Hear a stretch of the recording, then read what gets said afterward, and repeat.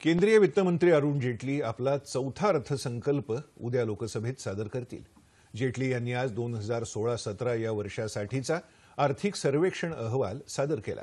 या पार्श्वभूमीवर अधिक चर्चा करण्यासाठी अर्थतज्ञ डॉक्टर अजित रानडे आज आपल्या स्टुडिओत आले आहेत। सर नमस्कार, 9:30च्या बातमीपत्रामध्ये आपलं स्वागत। नमस्कार।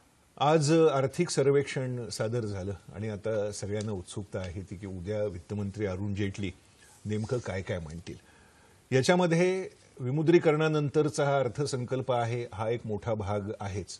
याशिवाय सरकारच्या डोक्यात ज्या काही वेगवेगळ्या कल्पना आहेत, त्यांचे जे काही संकल्प आहेत, त्याचंही प्रतिबिंब उद्याच्या याच्यात पडेल। सर्वसामान्य जनतेसाठी ज्यांना विमुद्रीकरणाचा एक आपण मोठा फटका बसलाय असं म्हणू शकतो, त्यांच्याकरता उद्याच्या अर्थसंकल्पात काही आकर्षक घोषणा असतील का? तुम्ही फटका म्हणा किंवा चटका म्हणा, विमुद्रीकरणाचे पडसाद बरेच काळ आपण पाहणार आहोत। आणि मी असं समजतो की एक आर्थिक धोरण म्हणून ह्याला आपण बघू नये, एक राजकीय धोरण पण त्याच्यात आलेलं आहे विमुद्रीकरणात। कारण काळा पैसा, भ्रष्टाचार, बनावट नोटा या सगळ्यावर एक प्रकारचा तो आक्रमक हल्ला होता। लोकांना त्याचे थोडे कष्ट झाले। तर एका संकल्पामध्ये लोकांना त्याच्यावर फुंकर घालून त्यांचे कष्ट कमी होतील असं नाही। आपल्या राष्ट्रीय म्हणजे विकासाचा दर थोडाफार कमी झाला आहे, पण जितका लोकांना वाटलं होतं त्या मानाने तितका काही कमी झालेला नाही। पण ज्या सवलती आपण उद्या अपेक्षा करू त्यापैकी एक दोन मला अशा म्हणजे वाटतायत। एक तर उद्योग जगतात म्हणजे कॉर्पोरेट इन्कम टॅक्स ज्याला आपण म्हणतो तो कमी होण्याची शक्यता आहे। कारण ही घोषणा 2 वर्षापूर्वीच झालेली आहे। तो 30% 25% आणायचा आहे आणि त्याचा लघु उद्योगांना पण फायदा होईल।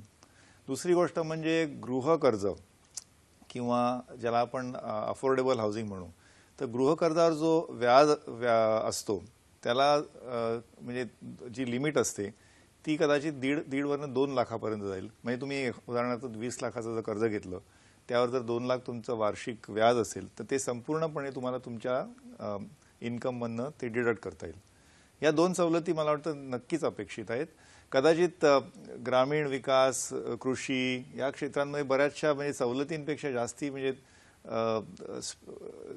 खर्च किंवा गुंतवणुकीचा एक आपल्याला एक फोकस दिसेल। बरं, कृषी क्षेत्राकडे आपण नंतर येऊ। आता पहिल्या प्रश्नाच्या उत्तरात अजित सर तुम्ही मुद्दा मांडलात की काळ्या पैशाच्या विरोधातली लढाई, ही ज्या काही उपाययोजना केंद्र सरकारच्या सुरू आहेत त्याचं प्रतिबिंब उद्याच्या प्रत्यक्ष अर्थसंकल्पात पडेल असं आपल्याला वाटतंय का? तुम्हाला आठवत असेल की 8 नोव्हेंबरला जे पंतप्रधानांनी भाषण केलं होतं ते तेव्हा म्हणाले होते की आम्ही आपलं सरकार बरेचसे असे पावलं उचलत आहेत की म्हणजे काळ्या पैशाच्या संदर्भात किंवा त्याच्यावरचा एक अटॅकच म्हणूया। तर ते म्हणाले होते की तेव्हा एक मोठा धमाका तुम्हाला 1 जानेवारीनंतर दिसेल। तर याच्याबद्दल अशी अपेक्षा आहे की जसं चलन म्हणजे विमुद्रीकरण जे आपण केलं, नोटाबंदी म्हणतात, त्यानंतर बेनामी प्रॉपर्टी किंवा बेनामी ॲक्ट जो आहे कायदा, त्याखाली अशी एक कदाचित घोषणा होईल की सगळ्यांच्या एक नॅशनल डेटाबेस व्हावा, सगळ्यांची प्रॉपर्टी एका ठिकाणी रजिस्टर व्हावी। आणि जर ती तुमच्या नावाने अमुक प्रॉपर्टी जर तुम्ही रजिस्टर केली आणि ती प्रॉपर्टी तुमच्या संपत्तीच्या मानाने किंवा तुमच्या इन्कमच्या मानाने त्याच्यात तफावत असेल तर ती चौकशी होईल, त्याच्यावर इन्व्हेस्टिगेशन होईल। तर त्यामुळे बेनामी प्रॉपर्टीवर एक मोठा कदाचित एक आपल्याला फोकस दिसेल। बरं, आता आपण ही मुलाखत होण्याच्या आधी आर्थिक सर्वेक्षणातले आकडे सांगितले, त्याच्यात जीडीपी एवढा असेल, शेतीचा दर एवढा असेल। हे जे आकडे असतात ना अजित सर, हे आपल्यासारखे अभ्यासक किंवा अर्थतज्ञ, अर्थशास्त्राचे विद्यार्थी, प्राध्यापक यांना समजणारे असतात। सर्वसामान्य माणसाच्या डोक्यावरून हे आकडे जाणारे असतात। तो केवळ आकडे या दृष्टीनेच त्या नजरेने त्याच्याकडे पाहतो। सर्वसामान्य माणसासाठी आता तुम्ही हाऊसिंग लोनचं एक सांगितलं किंवा स्टँडर्ड डिडक्शन वाढेल हे सांगितलं। आपली मुलाखत बघणारे जे प्रेक्षक आहेत त्याच्यातल्या सर्वसामान्य प्रेक्षकांना या दोघांच्या पलीकडेही अजून अपेक्षा आहेत ना सर?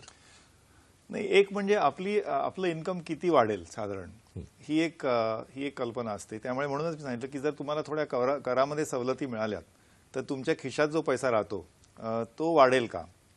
तर म्हणूनच की आणि बरेचशी मंडळी आपल्याला तुम्हाला माहिती की पगारदार मंडळी म्हणा त्यापेक्षा जास्त लघु उद्योग किंवा स्वतः जे सेल्फ एम्प्लॉयड असतात ते जास्त असतात। त्यामुळे त्यांच्यावरची जर कर कमी झाले ही एक बाब आहे। दुसरी म्हणजे एकूणच विकासाच्या दराला पुष्टी मिळेल असा काही असे काही पावलं आपण बघणार आहोत का, म्हणजे इन्फ्रास्ट्रक्चर स्पेंडिंग म्हणा त्याच्यावर. त्याच्यामुळे जर जेव्हा विकासाचा दर वाढतो तेव्हा सगळ्यांचेच इन्कम वाढतात आणि त्याच्यामधनं टॅक्स रेव्हेन्यू पण वाढतो. तिसरी गोष्ट आपण एक आकडा बघायचा असेल, म्हणजे एकतर विकासाचा दर एक 7.5 ते 7.5% असेल, त्यामुळे त्यानुसार लोकांचे इन्कम पण एक 10% 12% वाढायला हरकत नाही.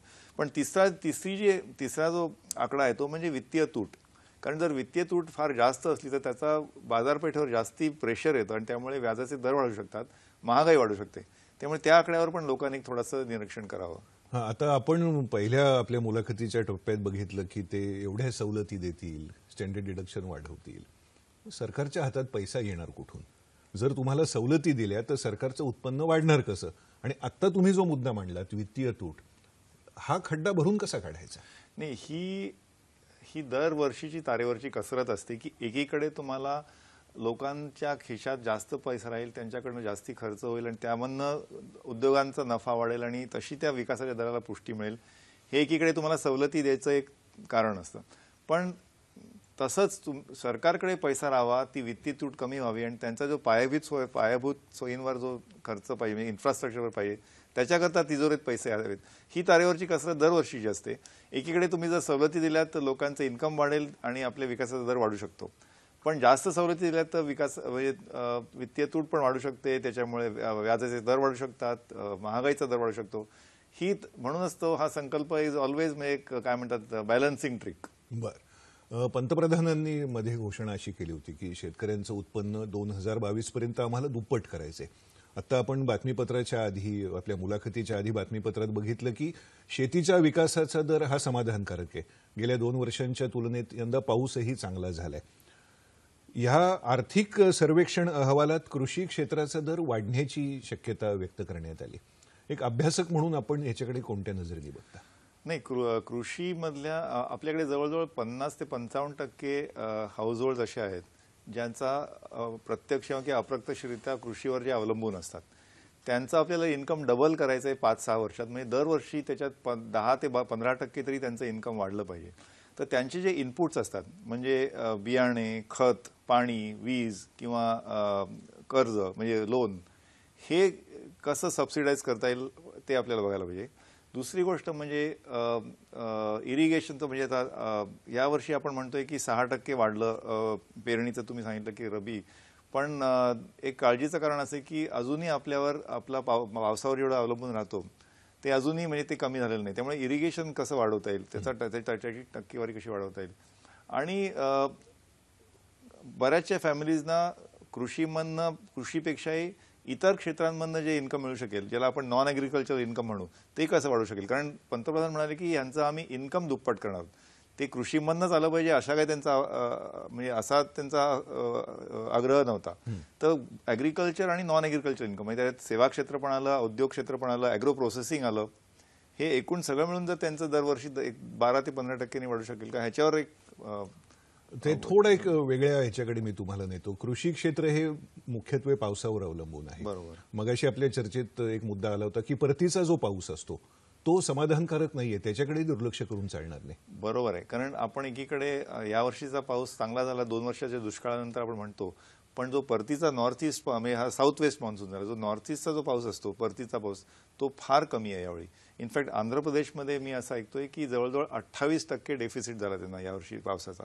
मात्र आंध्र प्रदेश ह्याच राज्यामध्ये कृषीचा विकास दर कृषी क्षेत्रामध्ये जवळजवळ 15 ते 20% झाला. म्हणजे त्यांनी जे इरिगेशन सिस्टीम, वॉटर मॅनेजमेंट म्हणा की वॉटर हार्वेस्टिंग ज्याला म्हणतो किंवा ड्रीप इरिगेशन, हे सगळं वापरून पावसावर अवलंबून न राहता जवळजवळ 12, 15, 20% त्यांनी कृषीचा उत्पादन वाढवून दाखवलं. हीच आपण सगळ्या राज्यांमध्ये जर करू शकलो तर मला वाटतं ते मान्सून, ज्याला मान्सून प्रूफिंग म्हणतात, ते आपल्याला करायचं आहे. मुलाखतीच्या शेवटाकडे जाण्यापूर्वी अजित सर, 2 मुद्द्यांकडे मी तुमचं लक्ष वेधू इच्छितो. मार्चच्या शेवटच्या आठवड्यात सादर होणारा अर्थसंकल्प फेब्रुवारीच्या 1 तारखेला सादर होतोय, पहिला मुद्दा. दुसरा मुद्दा, रेल्वेचा स्वतंत्र अर्थसंकल्प नाही. या दोघांकडे तुम्ही तज्ज्ञ म्हणून कसं बघता? आणि तिसरा मुद्दा म्हणजे विमुद्रीकरणानंतर प्रथमच, तो आपल्या पहिल्या प्रश्नाच्या याच्यात ते आपण. आणि चौथा मुद्दा म्हणजे यावर्षी जीएसटी चालू होणार आहे. त्यामुळे पहिले 3-4 महिने एक्साईज राहील आणि त्याच्यानंतर बाकीचे 7-8 महिने त्यामुळे ह्या सगळ्या बाबी जर बघितल्या तर हा एक युनिक बजेट हे अर्थसंकल्प आहे. आणि म्हणूनच ह्याच्यातलं जो आता तुम्ही म्हणालात विकासाचा दर पुढच्या वर्षी किती असेल, तर नॉर्मली आपल्याकडे सरकारकडनं एक एसटी अनुमान जे असतं ते 60%, 7.5%, पण यावेळी त्यांनी रेंज दिलेली आहे 5.5 ते 7.5%. म्हणजे इतकी मोठी रेंज आहे, कारण त्यात बरेचसे फॅक्टर्स अनिश्चित आहेत. परत जागतिक पातळीवर बघितलं तर एकीकडे ट्रम्प फॅक्टर ज्याला आपण म्हणतो, युरोपमधले निवडणुका आहेत, आपल्या स्वतः इकडे 5 राज्यांमध्ये निवडणुका असल्यामुळे सरकारचे हात बांधलेले असतील, कारण त्यांना जेवढ्या सवलती द्यायच्या असतील, जेवढ्या सबसिडीज द्यायच्या असतील त्या त्यांना कदाचित उद्या देता येणार नाहीत. त्यानंतर जे आपलं पूर्वार्ध आहे, म्हणजे पहिला भाग जो 17चा उद्या आहे, नंतर जो दुसरा भाग असणार आहे मार्चमध्ये, कदाचित काही सवलती तेव्हा त्यांना सादर कराव्या लागतील. तर याच्यात बरीचशी अनिश्चितता आहे. तरी पण एक मोठा ठोस आपण जे एक ठोस फॅक्ट असा आहे की निदान 7 ते 7.5% आपल्या विकासाचा दर राहील आणि तो अजूनही जगामध्ये मोठ्या इकॉनॉमीजमध्ये सगळ्यात अग्रगण आहे. हे एक म्हणजे विशिष्ट बाब आहे. ज्या मुद्द्यापासून आपण मुलाखतीची सुरुवात केली होती आणि तुम्ही चांगला त्या प्रश्नाच्या उत्तरात चांगलं हे केलं की चटका आणि फटका हा ज्यांना बसला आहे त्यांचे ते डोळे लागले आहेतच. सामान्य कामगारापासून उद्योगपतींचे डोळे लागले आहेत. अर्थशास्त्राच्या विद्यार्थ्यापासून आपल्यासारख्या अर्थशास्त्राचे तज्ज्ञ या सगळ्यांचे डोळे आता जेटलींच्या भाषणाकडे लागलेत. त्यांच्या फाईलमध्ये नेमकं काय आहे आणि उद्या काय काय घोषणा होणार यासाठी आपल्याला उद्या सकाळी 11 वाजेपर्यंत वाट बघावी लागेल. ह्याच्याविषयी आपण चांगलं मार्गदर्शन केलं. हे मुद्दे फार सोप्या पद्धतीने उलगडून दाखवलेत. आपले मनपूर्वक आभार. धन्यवाद. आज संसदेत सादर झालेलं आर्थिक सर्वेक्षण आणि उद्याचा केंद्रीय अर्थसंकल्प या पार्श्वभूमीवर आपण चर्चा केली अर्थतज्ञ डॉक्टर अजित रानडे यांच्याशी.